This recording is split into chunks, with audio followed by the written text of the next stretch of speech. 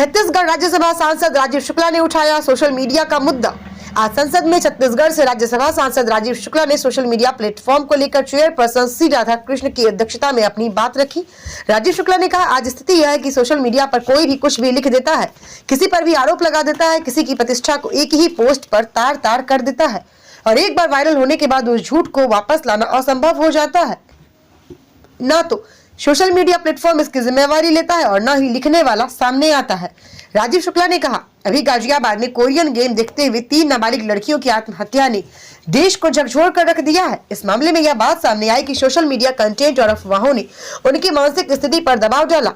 हम ऐसे युग में रह रहे हैं जहां हथियारों और जहर पर कानून है, लेकिन सोशल मीडिया पर झूठ लाने वालों के लिए कोई ठोस जवाबदेही तय नहीं की गई है। राजीव शुक्ला ने कहा, मैं सरकार से आग्रह करता हूं कि इस विषय पर स्पष्ट नीति लाई जाए जिसमें अभिव्यक्ति की स्वतंत्रता भी सुरक्षित रहे और गलत सूचना फैलाने वालों की जवाबदेही भी तय हो। अंत में राजीव शुक्ला ने कहा, सोशल मीडिया सिर्फ मनोरंजन का मंच नहीं, यह जनमत निर्माण का सबसे प्रभावशाली माध्यम भी है। स्टार न्यूज प्लस के लिए नई दिल्ली राज्यसभा से डायरेक्टर राजीव चंदेल की ये रिपोर्ट। धन्यवाद सभापति जी।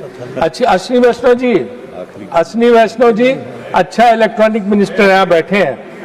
माननीय सभापति जी, मैं आज इस सदन में एक ऐसे मुद्दे की ओर आपका ध्यान दिलवाना चाहता हूं जो न सिर्फ समाज की बातचीत को प्रभावित कर रहा है बल्कि हमारे लोकतांत्रिक ढांचे, हमारे युवाओं की मानसिक स्वास्थ्य और सार्वजनिक विश्वास की नींव को भी हिला रहा है। बात सोशल मीडिया की है और उससे भी ज्यादा सोशल मीडिया की जवाबदेही की है। आज स्थिति है कि कोई भी कुछ लिख देता, किसी पर भी आरोप लगा देता, किसी की भी प्रतिष्ठा को एक ही पोस्ट में तार तार कर देता है। और माननीय सभापति जी, एक बार कोई चीज वायरल हो गई तो उस झूठ को वापस लेना लगभग असंभव हो जाता है। न प्लेटफॉर्म जिम्मेदारी लेते हैं, न लिखने वाला सामने आता और उसके बीच में पिसता एक आम नागरिक, उसकी इज्जत, उसका करियर और उसका मानसिक संतुलन।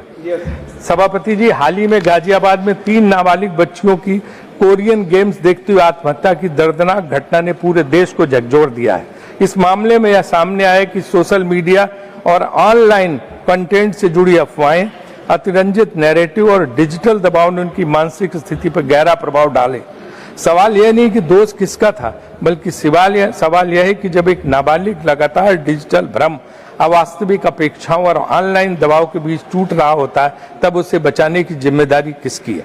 क्या उस प्लेटफॉर्म की नहीं जो ऐसे कंटेंट को बढ़ावा देता है?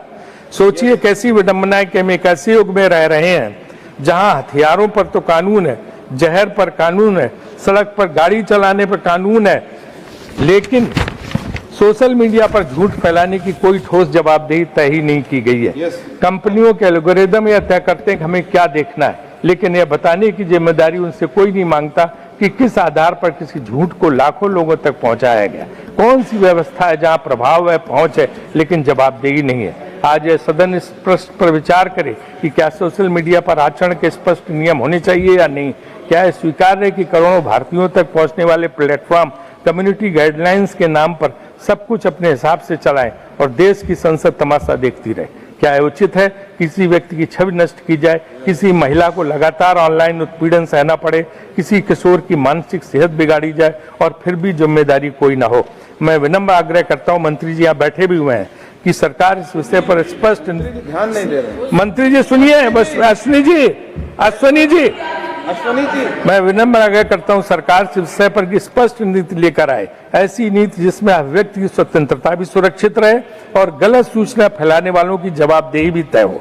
ऐसी नीति जिसमें कंपनियों की पारदर्शिता, कंटेंट मॉडरेशन की समीक्षा, ग्रीवांस रिड्रेसल की मजबूती और भारतीय उपयोगकर्ताओं की डिजिटल सुरक्षा पर ठोस कदम उठाए जाएं। सभापति जी, सोशल मीडिया केवल मनोरंजन का मंच नहीं है, यह जनमत निर्माण का सबसे प्रभावशाली माध्यम है। इसलिए